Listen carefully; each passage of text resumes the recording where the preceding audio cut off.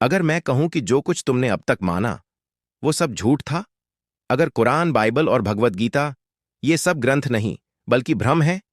ओशो कहते हैं ये किताबें ईश्वरीय नहीं हैं, ये इंसानी दिमाग की परछाइयां हैं जिनमें झूठ, सत्ता और डर का मेल है।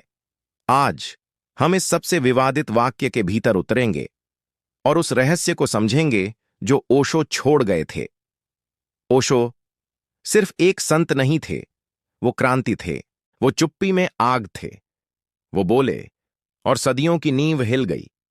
एक प्रवचन में उन्होंने कहा, कुरान, बाइबल, गीता, इन सब में सत्य है, लेकिन इन सब में झूठ भी है। झूठ जो राजनीति ने डाला, जो पंडितों और मौलवियों ने मिलाया। ओशो का उद्देश्य किताबों को नकारना नहीं था, बल्कि अंधश्रद्धा को नकारना था। उन्होंने सवाल पूछा, इन्हें किसने लिखा और क्या हम उन्हें आंख बंद करके मान लें? अब सवाल है, पवित्र ग्रंथों में झूठ आता कैसे है? सच ये है कि कोई भी धर्म ग्रंथ स्वर्ग से पूरा नहीं उतरा। ये सब इंसानों ने लिखे। राजाओं, पंडितों, राजनीतिकों और संस्थाओं ने अपनी सुविधा से। मनोविज्ञान इसे कहते हैं कन्फर्मेशन बायस। हम सत्य नहीं ढूंढते, हम अपनी सुविधा के अनुसार बातें ढूंढते हैं। ओशो ने बताया, ग्रंथों में ऐसे प्रसंग हैं जो प्रेम की बात करते हैं, फिर अगले ही पन्ने पर युद्ध का समर्थन करते हैं। अब जुड़ते हैं मनोविज्ञान से।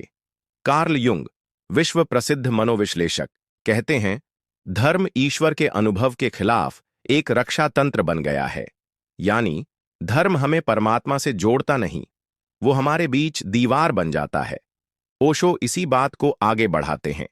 कहते हैं मानचित्र सत्य नहीं होता, यात्रा स्वयं करो। गीता पढ़ना कृष्ण होना नहीं है, बाइबल पढ़ना यीशु होना नहीं है, कुरान याद कर लेना अल्लाह में विलीन हो जाना नहीं है। अगर इन ग्रंथों में झूठ है तो फिर लोग इन्हें छोड़ते क्यों नहीं?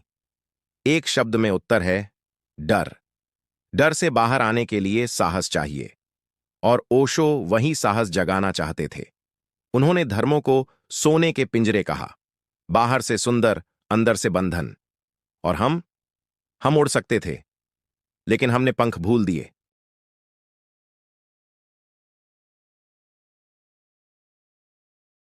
अब असली सवाल आता है, अगर ओशो कहते हैं किसी पर विश्वास मत करो, तो क्या हम उन पर विश्वास करें? क्या यह भी एक नया ग्रंथ नहीं बन जाता? ओशो खुद इस विरोधाभास को स्वीकार करते हैं। मुझ पर भी विश्वास मत करो, सुनो, महसूस करो, अनुभव करो, लेकिन आंखें बंद मत करो। सत्य को जियो, मानो नहीं। ओशो किसी को अनुयायी नहीं बनाना चाहते थे, वो तो बस तुम्हें भीतर झांकने की चिंगारी देना चाहते थे। आज लाखों लोग धार्मिक हैं, लेकिन क्या वो जागरूक हैं? क्योंकि सिर्फ विश्वास रखने से आत्मा नहीं बदलती। सोचिए, क्या आप 2000 साल पुरानी मेडिकल किताब को डॉक्टर की सलाह पर तरजीह देंगे? तो फिर आध्यात्मिक मार्गदर्शन में वही गलती क्यों? ओशो कहते हैं धर्म ग्रंथों को फेंको नहीं, लेकिन सचेत होकर पढ़ो। हीरा और धूल को अलग करो। ओशो ने कोई नई किताब नहीं दी, उन्होंने कहा तुम स्वयं ही पुस्तक हो। उन्होंने ध्यान की बात की, भीतर उतरने की, अपने विचारों को देखने की। सत्य कहीं बाहर नहीं है, सत्य तुम्हारी मौन आंखों में है। उन्होंने धर्म का विरोध नहीं किया, उन्होंने अवचेतनता का विरोध किया। तो अब फैसला तुम्हारा है। क्या तुम साहस करोगे ग्रंथों से परे जाने का? क्या तुम कुरान, बाइबल और गीता को पढ़ते हुए भी उसके पार देख सकोगे? ओशो कहते हैं सत्य का कोई धर्म नहीं होता, वह न हिंदू है, न मुस्लिम, न ईसाई। वह बस है मौन में, ध्यान में, तुम्हारे भीतर।